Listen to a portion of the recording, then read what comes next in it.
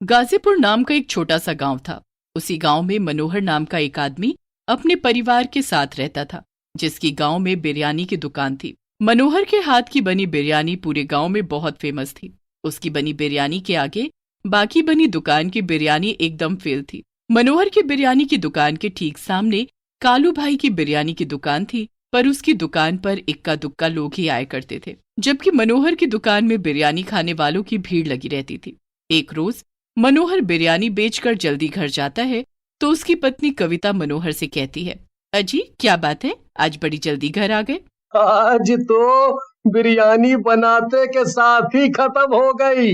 तुम मानोगी नहीं कविता, आज तो मैंने जैसे ही बिरयानी बनाकर पतीला दुकान में रखा, वैसे ही वहां बिरयानी खाने और पैक कराकर घर ले जाने वालों की भीड़ लग गई। और देखते ही देखते सारी की सारी बिरयानी पलक झपकते ही खत्म हो गई। अजी आपकी बनाई बिरयानी होती ही इतनी स्वादिष्ट है कि क्या कहे। आज तो मीना बहन ने ये तक कह दिया कि आपके पति इतनी बढ़िया बिरयानी बनाते हैं कि जी करता है कि उनके हाथ ही चूम लूं। मनोहर मुस्कुराते हुए बोलता है, क्या बात कही दी तुमने कविता। अच्छा ये बताओ, और क्या बोला मीना जी ने हमरे बारे में? क्या कहा आपने? मीना जी? अरे कभी हमका भी इतना प्यार से बुलाया है? अरे तुम तो बुरा मान गई।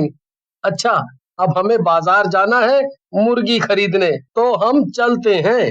ऐसा बोलकर मनोहर बाजार से मुर्गी खरीदने चला जाता है और अगले दिन अपनी दुकान पर जाकर दुकान में काम करने वाले जुगल से बोलता है, अरे जुगल, कल मैं बाजार से एकदम मोटी और तंदुरुस्त मुर्गी लाया हूँ, इसलिए उसे जरा तरीके के साथ काट कर लाना, तभी उसकी बिरयानी बनाने में मजा आएगा। फिर जुगल मुर्गियों को अच्छी तरह से काटकर मनोहर को देता है। तभी उसकी दुकान के सामने वाली दुकान का मालिक कालू मनोहर को बिरयानी बनाते देखता है और अपने यहाँ काम करने वाले मनकू से कहता है, अरे कमबख्त मनकू, यहाँ दुकान में मैंने तुझे सिर्फ मक्खियाँ उड़ाने के लिए रखा है क्या? जरा वहाँ सामने देख उस मनोहर को, वो कितनी बढ़िया बिरयानी बनाता है? इसकी वजह से गांव के सभी लोग उसी की दुकान से बिरयानी खाना पसंद करते हैं। अरे नालायक, कुछ ऐसा कर कि गांव के सभी लोग उसकी दुकान पर नहीं बल्कि हमारी दुकान से बिरयानी खाएं। मालिक, आपको क्या पता कि वो अपनी बिरयानी के लिए बाजार से सबसे महंगी मुर्गियां खरीद कर लाता है, और एक आप हैं जो सबसे सस्ती और बीमार मुर्गियां खरीद कर लाते हैं, जिन्हें देखकर तो कौवा भी शर्मा कर काए काए करना बंद कर दे। मनकू की बात सुनकर कालू को गुस्सा आता है। कमबख्त मनकू, तू मेरी तरफ है या उस मनोहर की तरफ? जब देखो उसी की तारीफ और मेरी बुराई करता रहता है। एक बात मेरी कान खोल कर सुन ले मनकू, अगर तुझे मेरी दुकान में काम करना है तो इस मनोहर का कुछ करना होगा, जिससे गांव के लोग इसकी बिरयानी खाना तो क्या, इस मनोहर को देखना तक पसंद ना करे।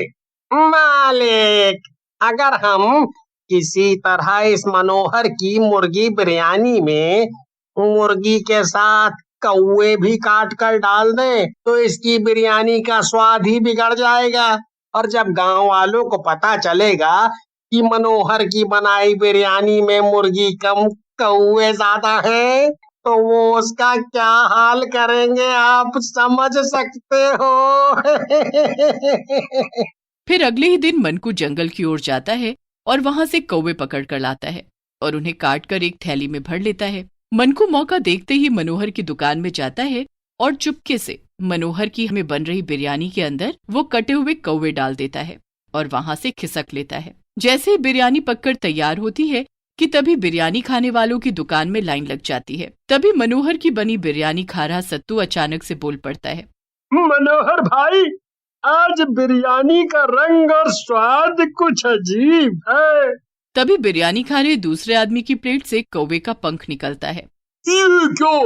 मुर्गी बिरयानी में कौवे का पंख? तभी कालू और मनकू मनोहर की दुकान में आते हैं।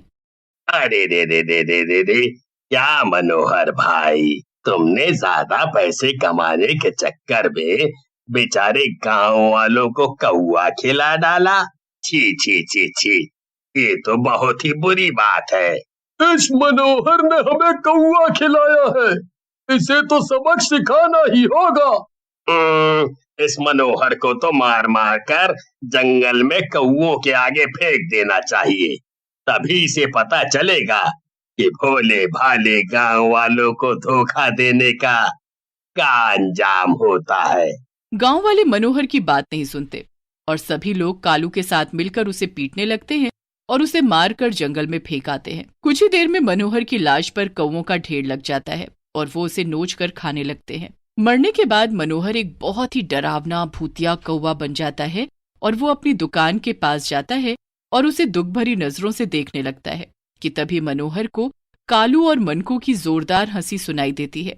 वे उनकी दुकान में जाता है और दूर खड़ा होकर उनकी बातें सुनने लगता है। मनकू, सच में तूने तो कमाल ही कर दिया। मनोहर की मुर्गी बिरयानी को बड़ी ही चालाकी से जो तूने कौवा बिरयानी बनाया है ना, सच में कमाल ही है। अब देखना कैसे ये गांव वाले अब से हमारी दुकान में बिरयानी खाने आएंगे। अच्छा, तो ये सब इस कालू और मनकू की चाल थी, इसे तो मैं सबक सिखा कर ही रहूंगा। मनोहर की बिरयानी की दुकान बंद हो जाने से सभी गांव वाले कालू की दुकान में बिरयानी खाने आने लगे थे। अब कालू की दुकान में भी मनोहर की दुकान के जैसे ही लोगों की भीड़ लगने लगी थी। तभी भूतिया कौवा अपना रूप बदलकर कालू की दुकान में आता है और कालू से बोलता है, कालू भाई, आपकी दुकान तो बिरयानी खाने वाले लोगों से खचाखच भरी पड़ी है। वैसे मेरा नाम जगदीप है, मैं काम की तलाश में यहाँ आया था और मैं बहुत ही अच्छी बिरयानी बनाता हूँ। फिर क्या था, कौवा भूत जगदीप के रूप में कालू की दुकान में बिरयानी बनाने लग जाता है। जैसे बिरयानी पककर तैयार होती है, लोग एक के बाद एक बिरयानी पैक कराने लगते हैं और कुछ वहीं बैठकर खाने लगते हैं कि तभी बिरयानी खा रहे गौतम की प्लेट से कौवे का पंख और कौवे की टांग निकलती है। गौतम ऐसे ही बोल ही रहा होता है कि तभी उसके मुंह से कौवे की आवाज निकलनी शुरू हो जाती है और उसे बदन से कौवे के पंख निकलने लगते हैं। तभी वहां बिरयानी खा रहे बाकी लोग भी कौवे जैसी आवाजें निकालने लगते हैं और उनके बदन से पंख निकलने शुरू हो जाते हैं। कालू चिल्लाता हुआ जगदीप से बोलता है, मैंने तुझे बिरयानी बनाने के लिए रखा था, पर ये तूने क्या बनाकर इन सभी लोगों को खिला डाला। क्या कालू भाई, आपने ही तो मुझे कौवा बिरयानी बनाने को कहा था। तभी कालू की दुकान में जितने भी बिरयानी खाने लोग आए थे, वे सभी गुस्से से कालू की ओर देखने लगते हैं। फिर सभी लोग कालू, मनकू और जगदीप को मारने के लिए दौड़ते हैं कि तभी जगदीप जोर जोर से हंसने लगता है और अपने भूतिया रूप में आ जाता है। कैसा लग रहा है सभी को कौवे जैसी आवाज निकालकर मुझे मार कर कौवों का निवाला बनाकर जंगल में फेंका था ना? अब देखो ये खुद ही कौवे जैसे लगने लगे हैं। ये जगदीप एक भूत है। अरे गांव वालों, मैंने कुछ नहीं किया। जो कुछ भी तुम्हारे साथ हो रहा है वो तो सब इसी भूत ने किया है। इसी ने ही तुम गांव वालों को कौवा बिरयानी बनाकर खिलाई है, इसीलिए तुम लोगों को इस भूत को जान से मार देना चाहिए। आखिर तुम हो कौन? कौन? मैं मनोहर हूँ, मनोहर, जिसे तुम सब लोगों ने मार कर जंगल में कौवों के आगे खाने को डाल दिया था।